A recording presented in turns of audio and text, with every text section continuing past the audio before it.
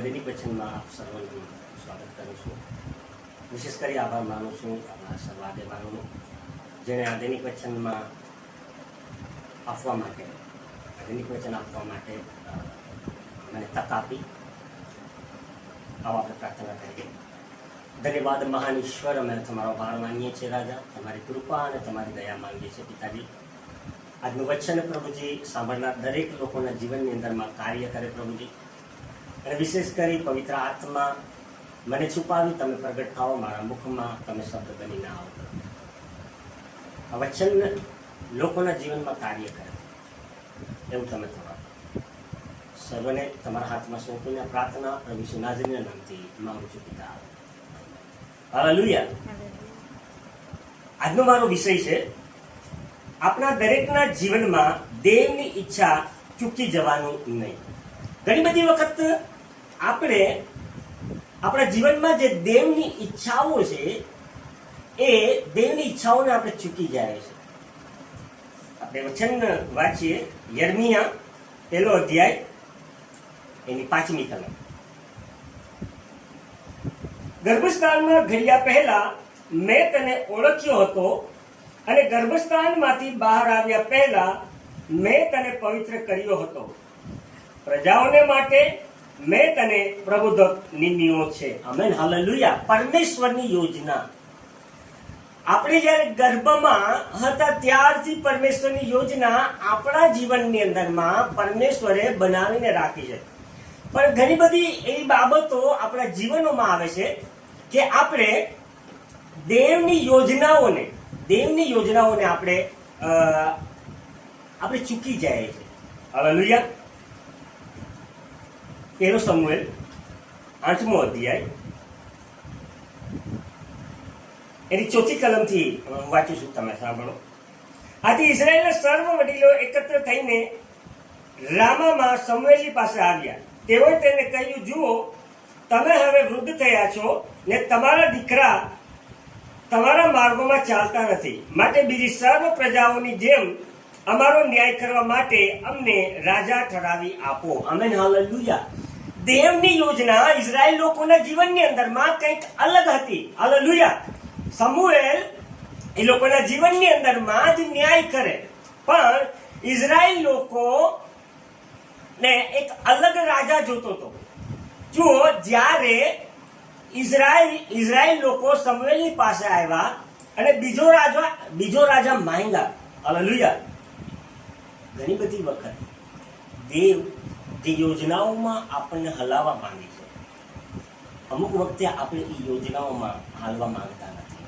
આપણે પોતાની યોજનાઓ બનાવીએ છીએ અને પરમેશ્વરની જે યોજનાઓ છે એ ચૂકી જાય છે.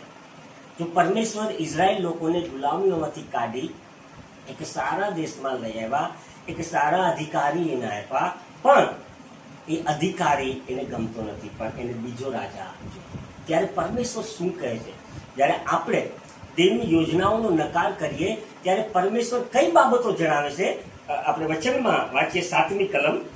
અને યહોવાએ શમુએલને કહ્યું, લોકો તને જે કહે છે તે સર્વમાં તું તેમનું કહેવું સાંભળ, કેમ કે તેઓએ તને નકાર્યો નથી, પણ હું તેઓ પર રાજ ન કરું માટે મને નકાર્યો છે. Amen, hallelujah. ઘણી બધી વખત આપણે જ્યારે દેવની જે યોજનાઓ છે આપણા જીવનમાં, હાલેલુયા, એના ઉપર આપણે હાલતા નથી અને આપણે જે સૂચનાઓ છે એ સૂચનાઓ માનતા નથી, ત્યારે આપણે માત્ર અધિકારીનું જ આપણે બરાબર છે નકાર કરતા નથી, પણ દેવનો પણ નકાર કરીએ છીએ. આપણા જીવનની અંદરમાં પરમેશ્વરે એક મોટી બધી યોજના બનાવી છે કે જે યોજનાઓમાં આપણે હાલીએ, પણ ઘણી બધી વખત આ જીવનની ચિંતાઓ અથવા સમસ્યાઓ, દુઃખ અથવા કોઈ એવી બાબતો આ યોજનાથી આપણને ભટકાવી દે છે. પણ પરમેશ્વરનું વચન આપણા માટે સ્પષ્ટ છે. ગર્ભસ્થાનથી માંડી પરમેશ્વરે આપણને પસંદ કર્યા છે, આપણને પ્રબુધક એટલે આપણને એક સ્થાનમાં પ્રસ્થાપિત કર્યા છે. આપણે વચન અધ્યાય યોહાન 4 અધ્યાય એની 24મી કલમ વાંચું, તમે સાંભળો.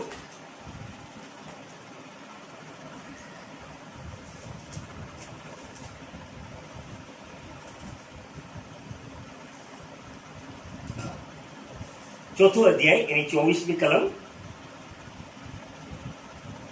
ઈશ્વર આત્મા છે અને જેઓ તેમને ભજે છે તેઓએ આત્માથી તથા સત્યતાથી તેમનું ભજન કરવું જોઈએ. Amen, hallelujah.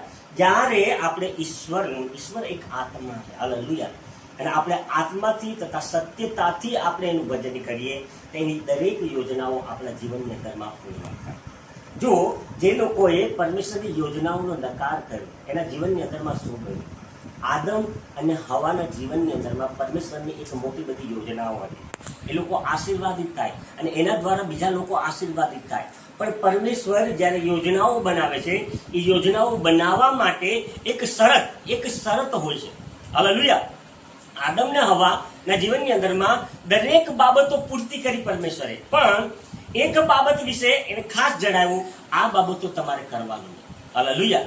આપણે જ્યારે દેવની યોજનાઓમાં હાલીએ છીએ ત્યારે દેવની યોજના સિવાય આપણે બીજી કોઈ પણ બાબતો ઉપર આપણું ફોકસ અથવા આપણું ધ્યાન રાખી શકતા નથી. હાલેલુયા.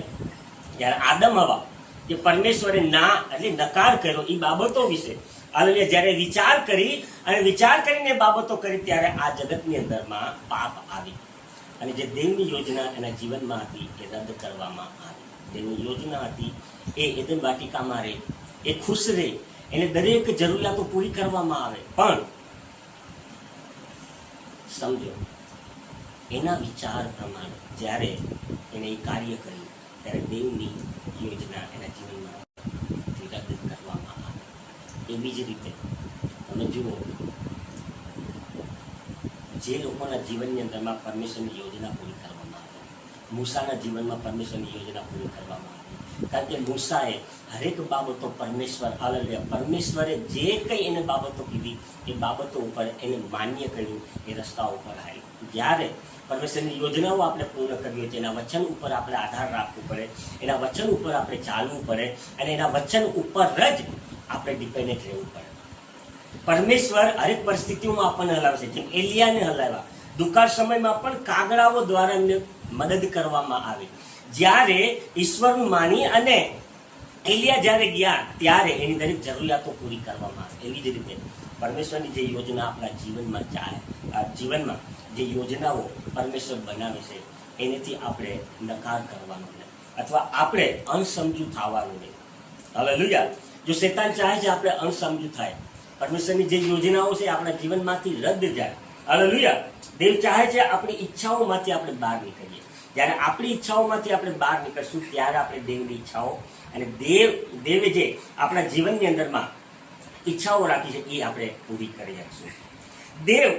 દેવ ચાહે છે આપણે આપણી ઈચ્છાઓમાંથી બહાર આવે. હાલેલુયા.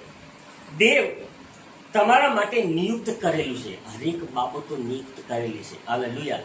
એને બાઇબલની અંદરમાં જણાવવામાં આવ્યો છે એક નિર્ધારિત સમય આપણા જીવનમાં રાખવામાં આવેલો છે. ઇબ્રાહિમના જીવનમાં નિર્ધારિત સમય હતો. ત્યાં પહેલા એને ઘણું બધું સાંભળવામાં આવ્યું, એને ઘણું બધું સહન કરવામાં આવ્યું, પણ જ્યારે નિર્ધારિત સમયનો એને રાહ જોઈ, દેવની ઈચ્છાની રાહ જોઈ, ત્યારે એના જીવનની અંદરમાં ઘણી બધી બાબતો મળી. હાલેલુયા. તો આપણે દેવની ઈચ્છાઓમાં ચાલવું જોઈએ, આપણે અણસમજુ ના થવું જોઈએ. જ્યાં જગત હંમેશા આપણને અણસમજુ બાબતોમાં લઈ જાય, આપણને દેવની ઈચ્છાઓમાં આપણને લઈ જનાર નથી. આપણે દેવની ઈચ્છાઓમાં ચાલવું. ધન્યવાદ. આ વચનથી પરમેશ્વર તમારા દરેક લોકો સાથે વાત કરે અને વિશેષ કરી આજે જો કોઈના જન્મદિવસ હોય, કોઈના લગ્નની એનિવર્સરી હોય, આપણે એમના માટે પ્રાર્થના કરીએ. ધન્યવાદ મહાન ઈશ્વર, અમે તમારો આભાર માનીએ છીએ પ્રભુજી. વિશેષ કરી આજે જેમનો જન્મદિવસ હોય, લગ્નની એનિવર્સરી હોય પ્રભુજી, એમના માટે અમે પ્રાર્થના કરીએ છીએ. તમે એને આશીષ કરો પ્રભુજી, તેમની ઈચ્છાઓને પૂર્ણ કરવા માટે પ્રભુ, અને એમના જીવનની અંદરમાં પ્રભુજી દરેક આશીષ તમે આપો. વિશેષ કરી પ્રભુજી આ વચન દેવા માટે પ્રભુજી તમે મને સામત આપ્યું માટે તમારો સર્વ બાબતોને તમારા હાથમાં શું પ્રાર્થના પ્રભુ ઈસુ નાઝરીના નામથી માંગુ છું પિતા. આભાર. જય પ્રભુ ઈસુ.